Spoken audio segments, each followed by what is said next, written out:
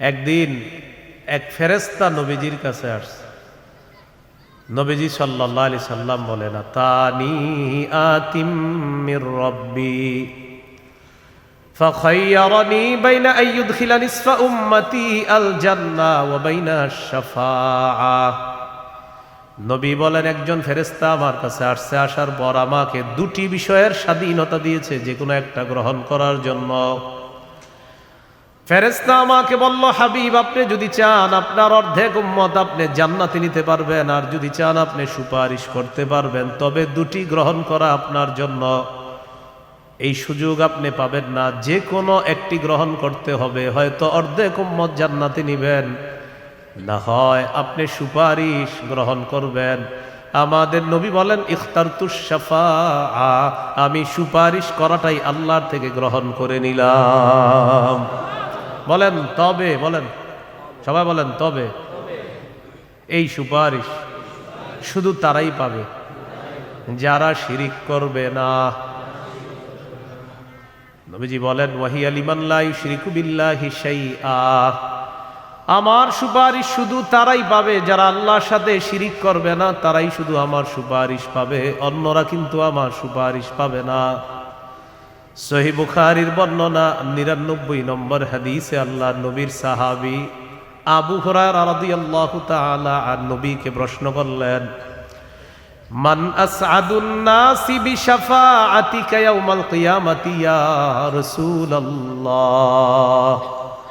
হুজুর, কিয়ামতের ময়দানে আপনার সুপারিশের মাধ্যমে কোন ব্যক্তি সবচেয়ে সৌভাগ্যবান হবে আমাকে একটু বলেন।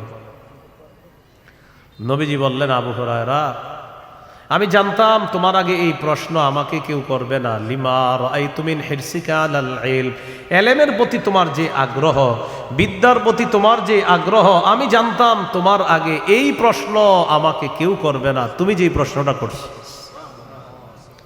তো যেহেতু তুমি প্রশ্নটা করেই ফেলছো, উত্তরটা নাও। আসাদুন নাসি বিশাফাআতি ইয়াউমাল কিয়ামাতি মান ক্বালা লা ইলাহা ইল্লাল্লাহ খালিসাম মিন কিবালি নাফসি। কোন ব্যক্তি যদি দিল থেকে বলে লা ইলাহা ইল্লাল্লাহ, আর এই বিশ্বাস নিয়ে যদি মারা যায়, কিয়ামতের ময়দানে আমার সুপারিশের মাধ্যমে এই ব্যক্তি সবচাইতে সৌভাগ্যবান বান্দা হয়ে যাবে। কি শিখলাম বলেন? লা ইলাহা ইল্লাল্লাহ। তিরমিজির বর্ণনা 3592 নম্বর হাদিস। ক্বালা রাসূলুল্লাহ সাল্লাল্লাহু আলাইহি ওয়াসাল্লাম,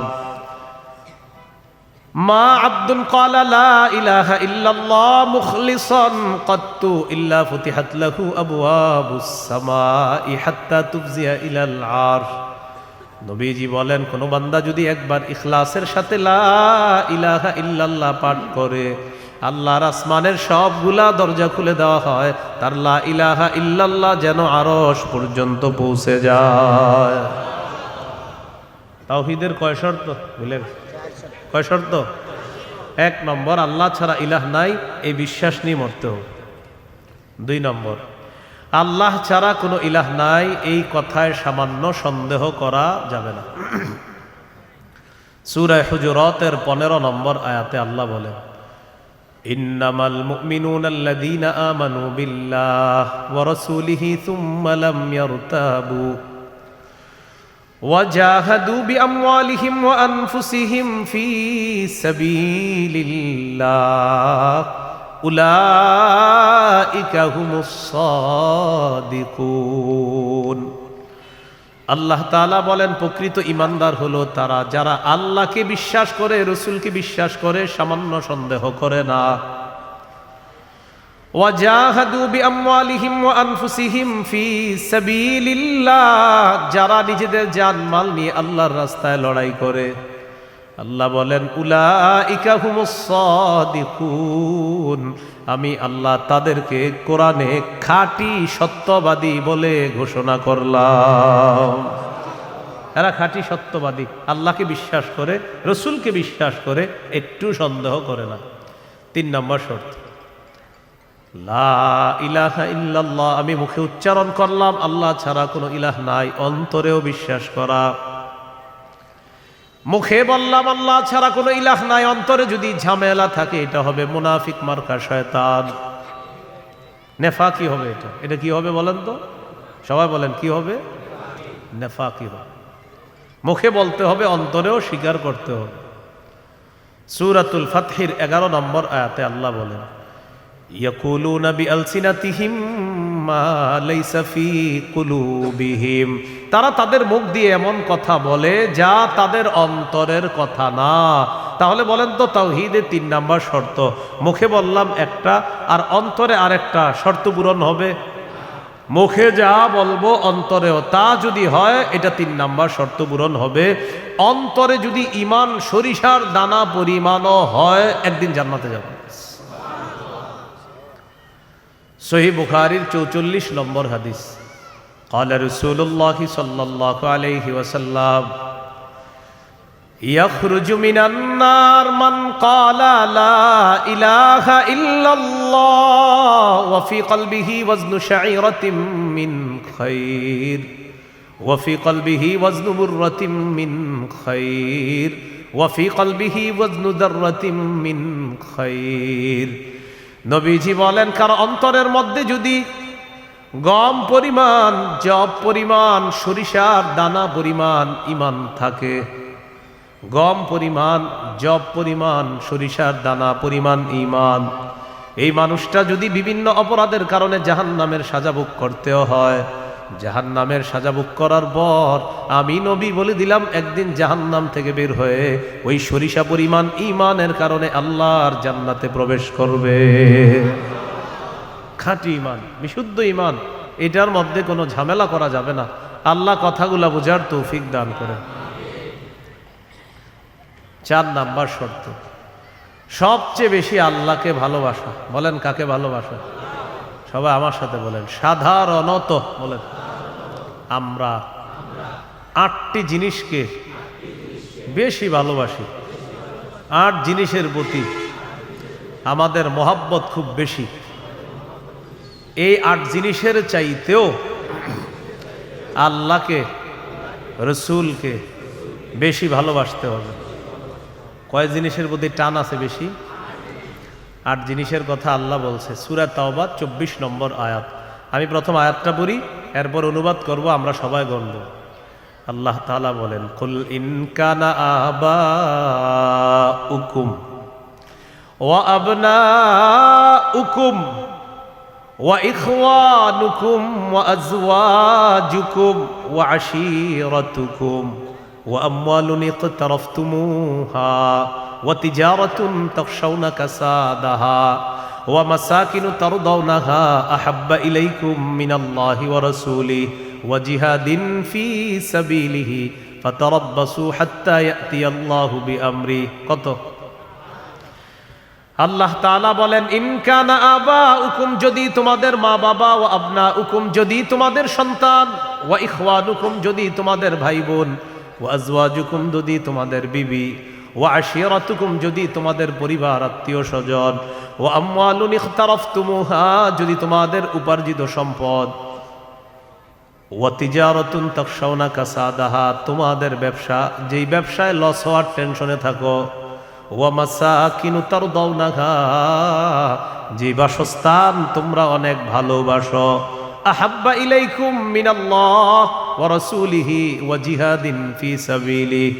আল্লাহ তাআলা বলেন, এই 8টা জিনিস যদি আল্লাহ এবং তার রাসূল আর জিহাদের চাইতে তোমাদের কাছে বেশি প্রিয় হয়, ফাতারাব্বাসু, অপেক্ষা করো, হাত্তা ইয়াতিয়াল্লাহু বিআমরিহি, আল্লাহ তাআলা গজব নিয়ে আসার অপেক্ষা করো। বলি নাউযুবিল্লাহ। কি শিখলাম? এই 8 জিনিসের প্রতি আমাদের মহব্বত আছে বেশি।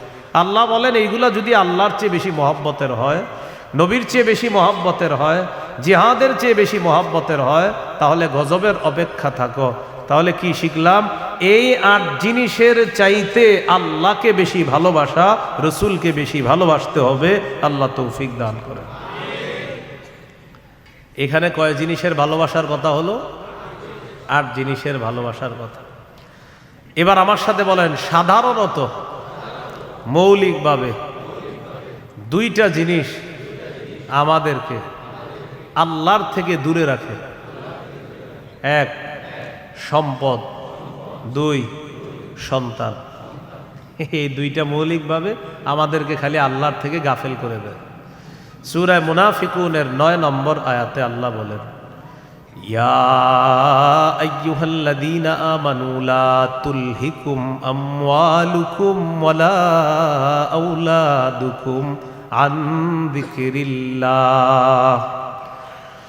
আল্লাহ তাআলা বলেন, হে ঈমানদারগণ, লা তুলহিকুম আমওয়ালুকুম ওয়ালা আওলাদুকুম, তোমাদের সম্পদ, তোমাদের সন্তান তোমাদেরকে যেন গাফেল করে না দেয়, আন যিকরিল্লাহ, আল্লাহর স্মরণ থেকে যেন গাফেল করে না দেয়।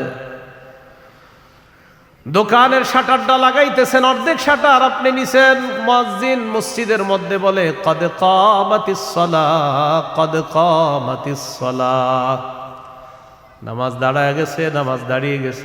এই টাইমে কাস্টমার এসে কয় 10,000 টাকার সদায় লাগবে, টেনশনে পড়ে গেলেন, নামাজ 10,000, নামাজ 10,000, নামাজ 10,000, পুরাই টেনশনে আছেন। আল্লাহ তাআলা বলেন, সম্পদ যেন তোমাদেরকে আল্লাহর থেকে দূরে সরায় না দেয়। নামাজ দাঁড়িয়ে গেছে, আপনি শাটারও লাগাইতেছেন নামাজে যাওয়ার জন্য, আল্লাহ তাআলা বলেন, এই শোনো, সম্পদ যেন আল্লাহর থেকে দূরে সরায় না দেয়। কাস্টমার কয় 10,000, মুয়াজ্জিন কয় কদ কামাতিস সালাহ, টেনশনে পড়ে গেছে, কি করব? সূরা তাহার 132 নম্বর আয়াতে আল্লাহ বলেন, লা নাসআলুকা রিজকা নাহনু নারযুকুকা, নবী আপনার কাছে আমি রিজিক চাই না, আমি আপনারে রিজিক দেই। পরিবারকে নামাজের কথা বলেন, নিজে নামাজ পড়েন। নামাজের পর আল্লাহ তাআলা রিজিকের কথা কেন বললেন? কারণ রিজিকের টেনশনে মানুষ নামাজ থেকে দূরে থাকে। আল্লাহ বলেন, বান্দা তুমি নামাজে যাও, আমি তোমার থেকে রিজিক চাই না, আমি আল্লাহ তোমাকে রিজিক দিয়ে দেই। সম্পদ আল্লাহর থেকে দূরে রাখে। আর হলো সন্তান, সারাদিন কান্নাকাটি করে না, যেই জোহর নামাজে রওনা করবেন ওই টাইমে কয় আমি চিপস খাবো, সারাদিন কানবে না। যখন নামাজে যাবেন তখন এক দুনিয়ার যত কিছু আছে সব খাইতে মন চায়, ইবলিস এসে খোঁচায়, ওটা ওটা। আপনি তখন বুদ্ধি করে কি করবেন? ওইটারে প্যাম্পাস করায় মসজিদের এক কোনায় নিয়ে বসাই দেবেন, বসে থাকেন, বুঝেন নাই? আর ইবলিস রে বলবেন, ইবলিস তুমি যেই ঝামেলাটা আমার সাথে ডেলি নামাজের সময় করো, এই ঝামেলা করে কাজ হবে না। কারণ নামাজের সময় তুই যতবার আমার সন্তানরে খোঁচাবি, ওরে ততবার কাঁধে করে মসজিদে নিয়ে যাবো, প্যাম্পাস পরায় ওটারও নিয়ে যাবে মসজিদে, নিয়ে পাশে বসায় রাখবে, বুঝে থাকবে। তো ইবলিস বুঝা ফেলবে, না এই রে খোঁচায় লাভ না, এরে খোঁচাইলে দেখি সন্তানও নামাজি বানায় ফেলবে। সুবহানাল্লাহ। সম্পদ, সন্তান আল্লাহর থেকে আমাদেরকে দূরে রাখে। প্রিয় ভাইয়েরা, এই দুই জিনিস যেন আমাদের মধ্যে এত মহব্বত গালেব না হয় যে এই দুই জিনিস এত পরিমাণ মহব্বত করতে গেলাম, আল্লাহকে ভুলে গেলাম, রসুলকে ভুলে গেলাম, আখেরাত ভুলে গেলাম, এমনটা যেন না হয়। সম্পদ ভালোবাসি, সন্তান ভালোবাসি, মা ভালোবাসি, বাবা ভালোবাসি, ঠিক, কিন্তু এর চেয়ে বেশি ভালোবাসি আল্লাহ। এই হলো আল্লাহকে সবচেয়ে, তাওহীদের কয় শর্ত?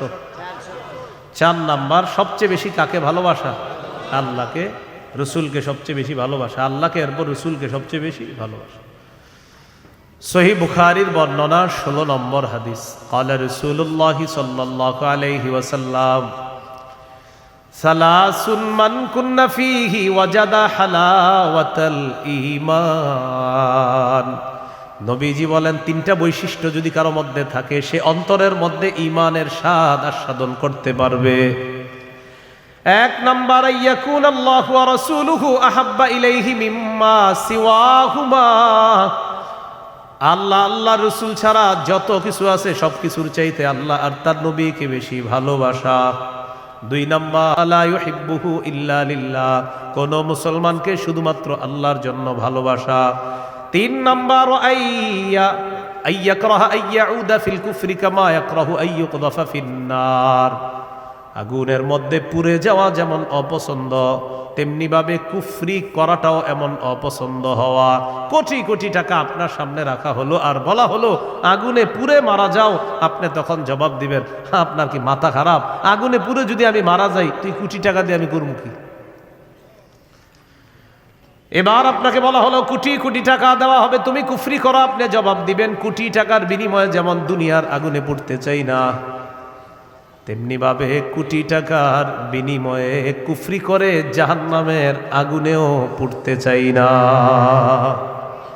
নবীজি বলেন কারো মধ্যে যদি এমন অনুভূতি থাকে আগুনে পুড়ে যাওয়া তার অপছন্দ, তেমনি ভাবে কুফরি করাটাও তার কাছে অপছন্দের, আল্লাহ তাআলা তার অন্তরের মধ্যে ঈমানের স্বাদ তৈরি করে দিবেন, ঈমানের স্বাদ দিবেন।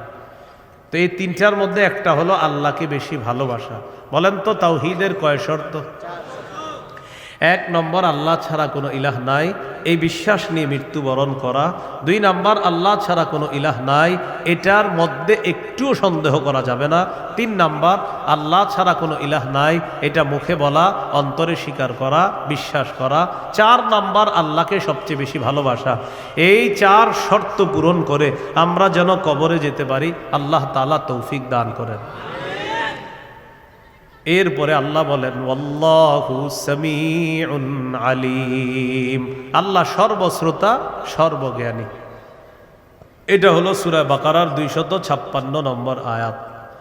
এখন আপনাদেরকে 56 নম্বর আয়াত থেকে জিজ্ঞাসা করতে চাই, একটা হলো তাগুতের দল আর একটা হলো আল্লাহর দল। দুনিয়াতে মৌলিকভাবে মানুষের দল দুইটা, একটা হলো হিজবুল্লাহ আল্লাহর দল, আর একটা হিজবুশ শয়তান শয়তানের দল। এই 2 দল মৌলিকভাবে মানুষের মধ্যে সূরা মুজাদালায় 2 দলের কথা আছে। তো এই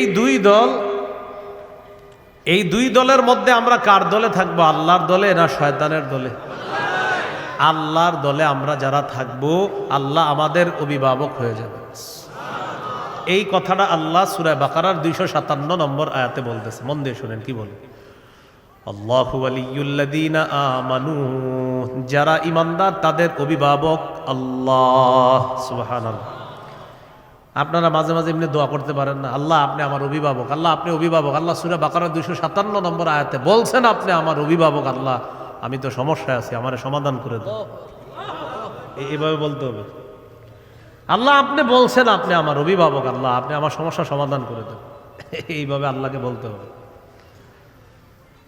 আল্লাহু ওয়ালিয়ুল্লাযীনা আমানু, আল্লাহ বলেন যারা ঈমানদার তাদের অভিভাবক হলেন আল্লাহ। ইউখরিজুহুম মিনাজ যুলুমাতি ইলান নূর, আল্লাহ তাআলা অভিভাবক ঈমানদারদেরকে অন্ধকার থেকে বের করে আলোর দিকে আল্লাহ তাআলা নিয়ে যায়।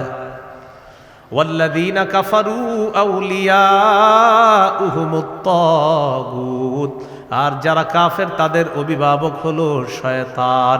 বলেন তো ঈমানদারের অভিভাবক কে? কাফেরের অভিভাবক কে? উলাইকা আসহাবুন নারি হুম ফিহা খালিদুন। আল্লাহ বলেন যারা তাগুতের অনুসারী তারা চিরস্থায়ীভাবে জাহান্নামে থাকবে। বলি নাউজুবিল্লাহ। তাগুত বলা হয় যত সীমা লঙ্ঘনকারী আছে জালেম, সব তাগুত। এই তাগুত এটা পুরুষ হোক আর মহিলা হোক, এই তাগুত যারা এরা জালেম অথবা জালেমা, সব তাগুত। তবে কষ্টের বিষয় আর দুঃখের বিষয়, আমরা বারবার এক তাগুত ছেড়ে আরেক তাগুতকে ধরি। এক তাগুত ছেড়ে আরেক তাগুতকে কি করি? ধরি। কেন ধরি জানেন? বৃষ্টি থেকে বাঁচার জন্য ঝর্ণার নিচে এসে দাঁড়ায় আর কি। কোথায় দাঁড়াই? বাঁচার জন্য কি থেকে কোথায় এসে দাঁড়াই? এক তাগুতকে ছেড়ে আরেক তাগুত ধরা, মানে বৃষ্টি থেকে বাঁচার জন্য ঝর্ণার নিচে এসে দাঁড়ায়। ভাই কিছু ঘটনাকে ঝর্ণার নিচে কেন? আর বললেন না বাইরে বৃষ্টি, তো এনে কি? এই জন্য মনে রাখবেন, শত্রু এটা কখনো বন্ধু হবে না। এরে আপনি যতই মনে করেন বন্ধু, এ শত্রু সব সময় শত্রু। সূরা মাইদার 51 নম্বর আয়াতে আল্লাহ বলে দিয়েছেন, লা তাত্তাখিজুল ইয়াহুদা ওয়ান নাসারা আউলিয়া, ইহুদি খ্রিস্টানদেরকে অভিভাবক বানাও না। আরে তোমাদের অভিভাবক তো আমি আল্লাহ। ইহুদি খ্রিস্টানদেরকে কেন অভিভাবক বানাও? আফগানিস্তান আল্লাহরই অভিভাবক মানছে, আল্লাহ সফলতা দান করছে। কারা? বলে না কারা? 3 বছর আগে কেউ গনে না, এখন আফগানিস্তান কাউরে গনে না। 3 বছর আগে কেউ গনতে চায় নাই যে না এদের কি সমর্থন দেব। এখন আফগানিস্তান বলে কি টাইম নেই, টাইম নেই। আফগানিস্তানে বিরোধিতা যারা করছিল এরা এখন এর কাছে আসতে চায় যে প্রিয় আফগানিস্তান কেমন আছো? আফগানিস্তান কয় ভালো আছে কিন্তু টাইম নেই। সব ঠিক আছে তো টাইম নেই। কেন? আফগানিস্তান অভিভাবক বানাইছে আল্লাহকে, এমনভাবে অভিভাবক বানাইছে চিরশত্রুরা পালাতে বাধ্য হয়েছে। মুসলমানদের অভিভাবককে এত লজ্জা লাগে, আমরা বলি কি বুক ফুলায়, আমরা 90% মুসলমানের দেশ। তো এটা যখন বলি কাউকে, অন্য দেশের কেউ শুনলে সাথে সাথে বলবে মাশাআল্লাহ তোমরা 90% মুসলমান, তাহলে তো কোরআন হাদিস পরিপূর্ণভাবে এই দেশে চলে। কিন্তু দুঃখে বলতে পারি না ভাই, এই দেশে সবচেয়ে এটাই কম চলে। 90% মুসলমানের দেশ, এটা শুনলেই মানুষ মনে করবে এই দেশ কোরআন অনুযায়ী চলে, হাদিস অনুযায়ী চলে। বলেন মুমিনের অভিভাবককে? কাফেরের অভিভাবককে? তাহলে আমাদের অভিভাবককে? কাফেরদের অভিভাবককে? কাফেররে কি বন্ধু বানাবো? এই জন্য কাফেরের অভিভাবক বানানো যাবে না। এদেরকে যতবার অভিভাবক বানাবেন এরা এক তাগুতকে সরাবে আর এক তাগুতকে বসাবে। তাগুতের পালা বদল হবে, আমাদের ভাগ্য বদল হবে না। মনে রাখবেন কথা, বুঝে ঠিক হইতেছেন? আচ্ছা।